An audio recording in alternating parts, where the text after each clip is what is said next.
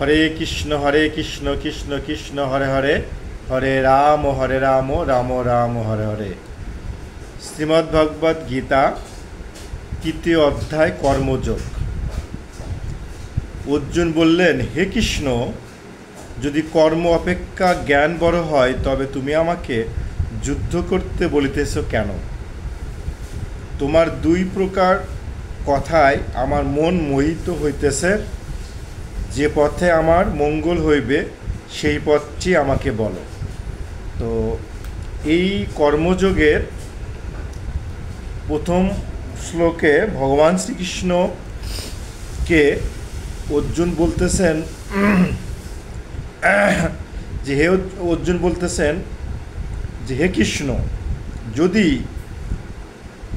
কর্ম অপেক্ষা মানে কাজ কর্ম অপেক্ষা জ্ঞান বড় হয়, কর্ম অপেক্ষা যদি জ্ঞান বড় হয় তো তুমি আমাকে যুদ্ধ করতে কেন বলিতেছ? তার মানে তার আগের অধ্যায়গুলোতে ভগবান শ্রীকৃষ্ণ ধর্মযুদ্ধের কথা বলতেছে।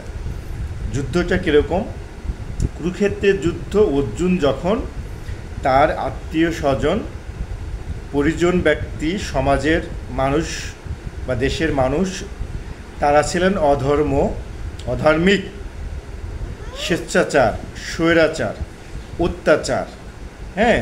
সাধারণ জনগণ নিরীহ ব্যক্তির উপর যখন তারা অত্যাচার করেছিল, তাদেরকে বিভিন্ন বিষয়ে তাদেরকে কি বিষয়টা এরকম একটা এক্সাম্পল দিই। একটা কথা আছে দুর্যোধনের, বিনা যুদ্ধে নাহি দিব সুযোগ্য মেদিনী। মানে এরকম সুইয়ের আগায় যতটুকু মাটি থাকে তো ওইটুকুও আমি দেব না বিনা যুদ্ধে। কেননা উনি ওনার ভাইদেরকে যে ভাগ পাওয়ার দরকার ছিল, যতটুকু প্রাপ্য ছিল সেটা উনি দিচ্ছিলেন না।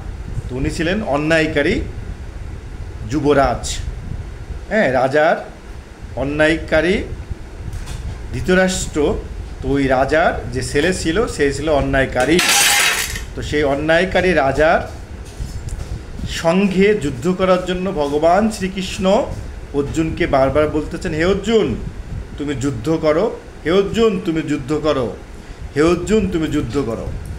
কার বিরুদ্ধে যুদ্ধ করব? তোমার সম্মুখে যারা আছে তাদের সঙ্গেই তোমার যুদ্ধ করতেই হবে। তো কী কারণে তুমি যুদ্ধ করবা সেই বিষয়গুলি ভগবান শ্রীকৃষ্ণ বলতেছিলেন।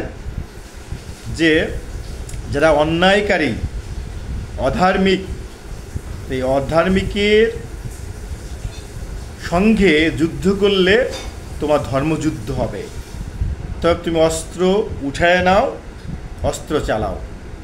ভগবান শ্রীকৃষ্ণ যিনি স্বয়ং ভগবান, সৃষ্টিকর্তা, যিনি পরমাত্মা রূপে সর্বজীবের মধ্যে আছেন, তিনি সমস্ত কিছু পরিচালনা করেন। তিনি অবতার রূপে ভগবান শ্রীকৃষ্ণ হয়ে যুদ্ধের জন্য আহ্বান করেছিলেন অন্যায়। তো আজকের এই সমাজে যারা অন্যায়কারী, যারা দুষ্কৃতি মনা, যারা নীতিহীন, বিবেকহীন, জ্ঞানহীন, বুদ্ধিহীন যে সমাজ, সেই সমাজের পরিবর্তে আজকের সমাজ সঠিক সংস্কারের জন্য ভগবান শ্রীকৃষ্ণ এই গীতায় ধর্ম সংস্থাপনের জন্য উনি অর্জুনকে যে কথাগুলো বলেছিল সেগুলোই হচ্ছে আমার সত্য, ন্যায়, নীতি।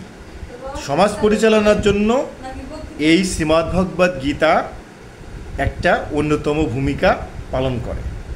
তাই এখানে অর্জুন বলতেছেন, হে কৃষ্ণ, যদি কর্ম অপেক্ষা জ্ঞান বড় হয় তাহলে আমি যুদ্ধ করতে তুমি কেন বলতেছ?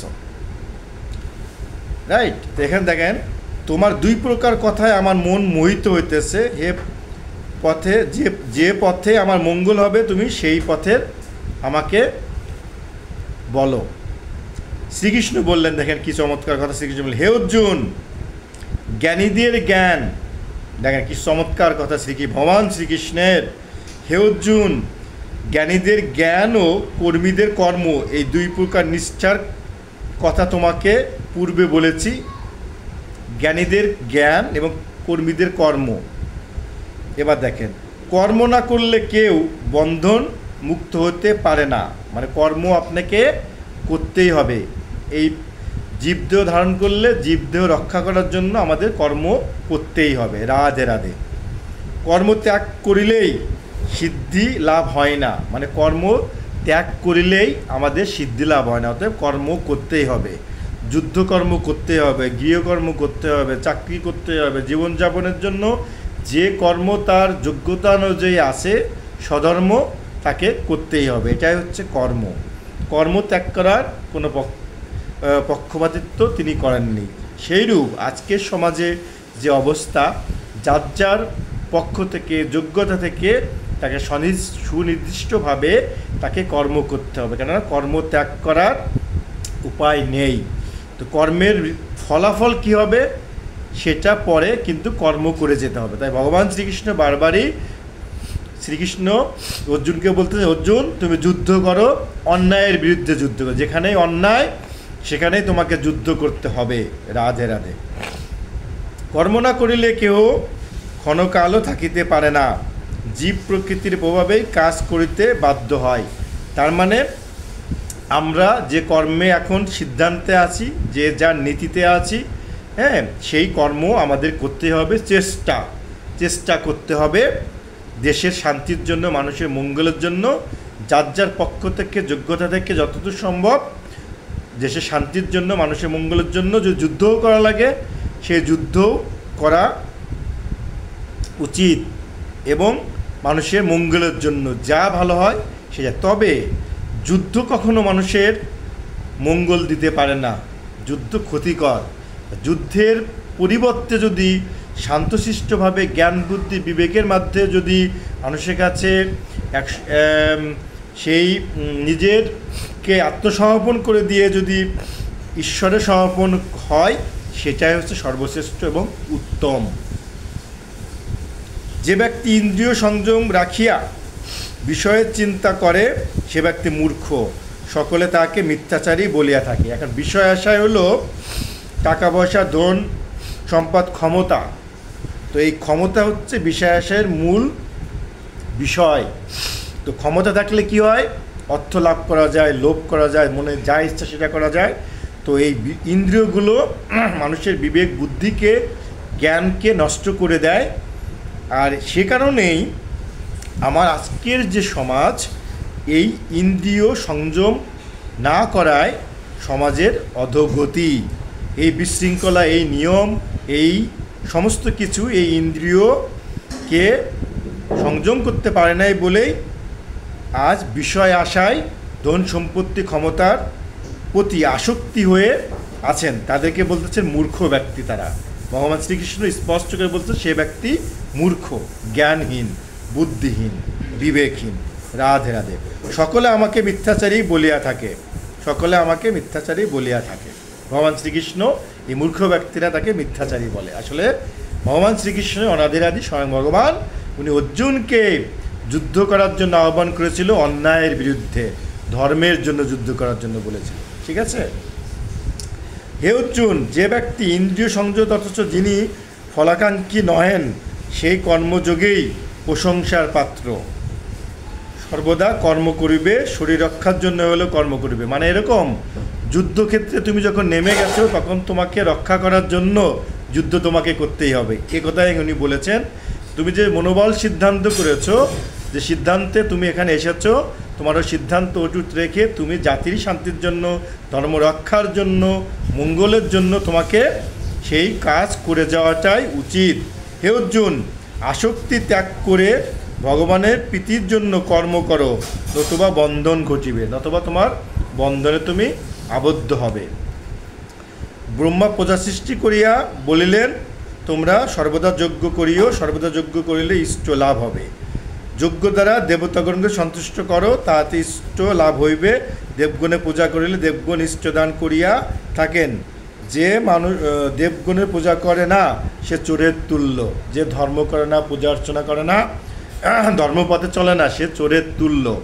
আজকের এই সমাজে যারা ধর্মহীন, ধার্মিকহীন, অসৎ, সৃষ্টিকর্তা ভগবান শ্রীকৃষ্ণের বা ভগবান শ্রীকৃষ্ণের ঈশ্বরের প্রতি যাদের ভক্তি নাই, পূজা অর্চনা নাই, তারা চোরের তুল্য। তো এই চোরে চোরে আজকে আমার সমাজ পতিত হয়ে গেছে।